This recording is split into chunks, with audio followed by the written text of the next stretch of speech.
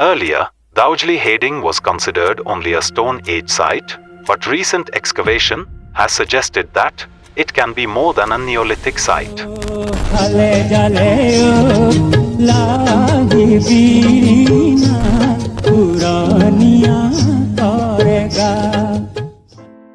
Hey folks, you have heard the story before, right?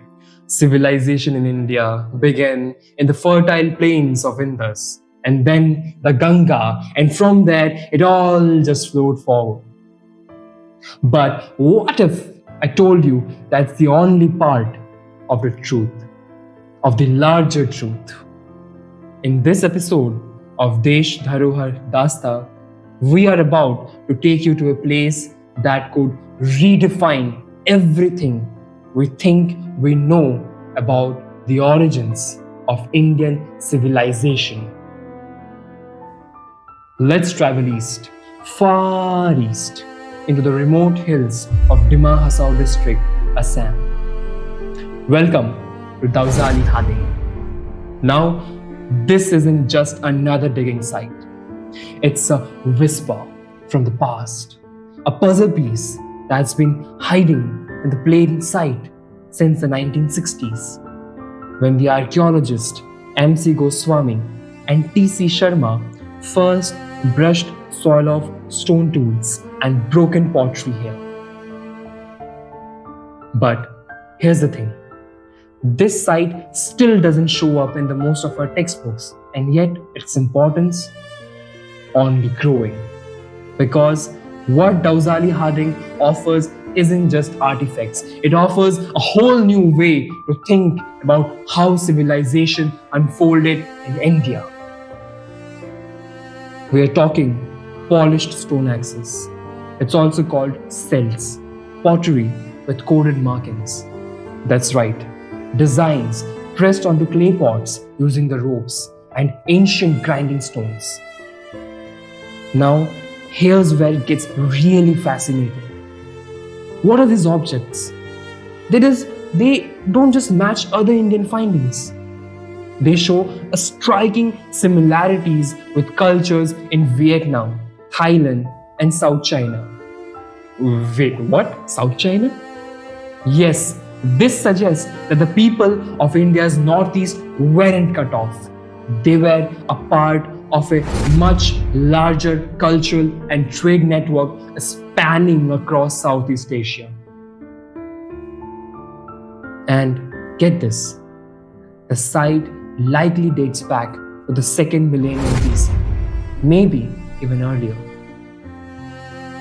So, we are talking agriculture, tool making, pottery traditions, but not like the Harappans or the early Vedic folks of the north and the west. This was something else, something independent.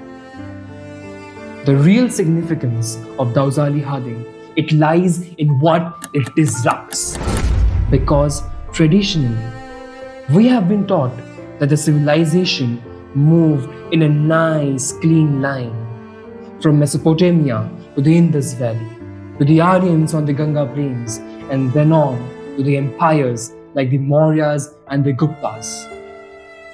That one-path vision of Indian civilization, it mirrors the European colonial thinking, placing India's civilizational roots in the northwest while pushing the northeast to the margins as backward and irrelevant. But Daojali Hading flips that on its head.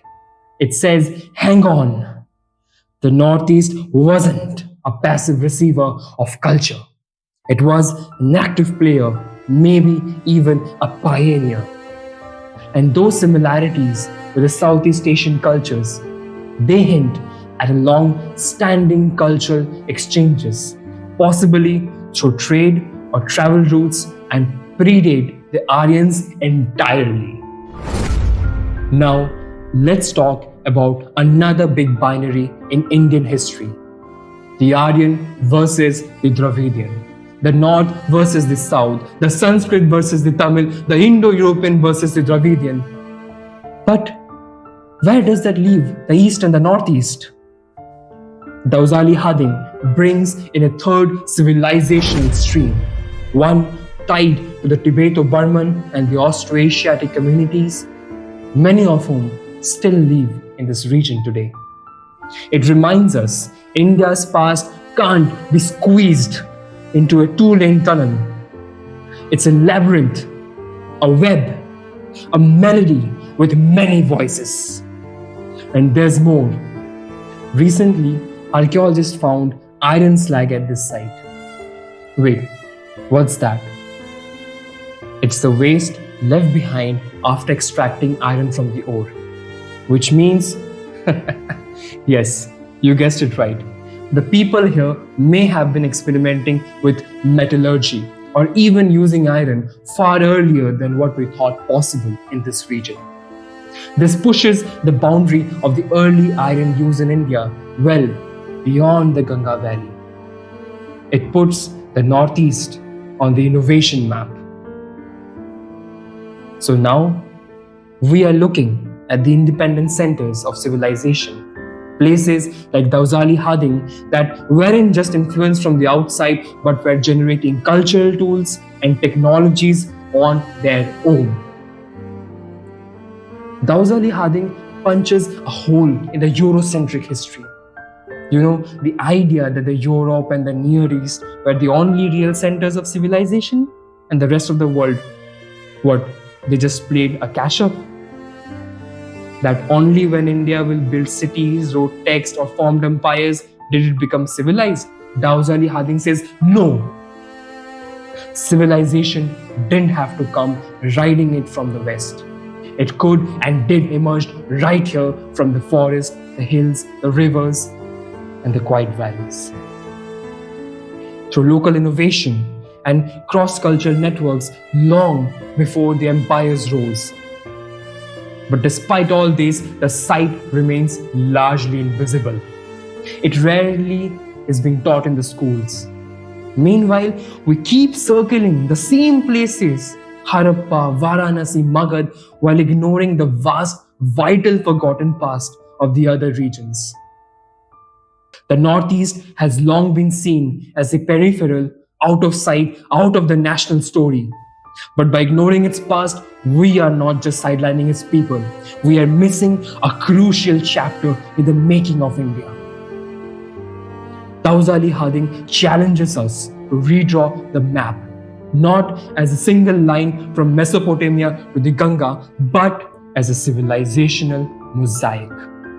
One where Dimahasau stands proudly alongside the Indus, the Ganga, and Vaigai.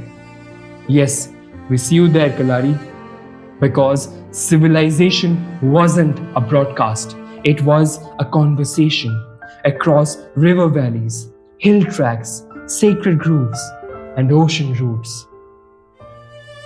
So we ask, how many other sites like the Daojali Hading are still out there, waiting to be uncovered?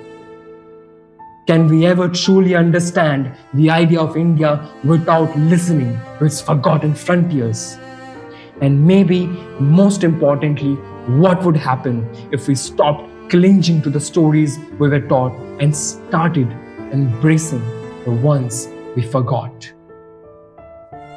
Daojali Hading isn't just an excavation. It's a mirror held up to our memory and to the myths, what we call history. If you enjoyed this episode, don't forget to like, share, and leave your thoughts in the comments below. Thank you for tuning in.